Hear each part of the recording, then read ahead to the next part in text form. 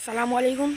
बड़े प्योर गुलाबी लेके हाजिर हुए हैं। माशाल्लाह बहुत ही लंबा चौड़ा बकरा है। माशाल्लाह वाइट आइज़ में है। माशाल्लाह कान देख सकते हैं 27 इंच के इसके सिर्फ कान है। माशाल्लाह सींग देख सकते हैं बिल्कुल गुलाबी है। झालर देख सकते हैं बहुत ही ज़्यादा खूबसूरत बकरा है। झालर वाला बकरा है। माशाल्लाह चौड़ाई देख सकते हैं, वज़न देख सकते हैं चला उसको।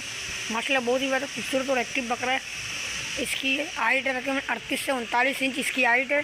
दांतों में 8 है। दांतों में बकरा पूरा है। ब्रीडिंग के लिए जिस भाई को भी चाहिए हो मुझसे रब्ता करें। नंबर है मेरा 03 13 22 93 670। ना कोई नुक्स है ना कोई ऐब है, हर चीज़ में एक्टिव है।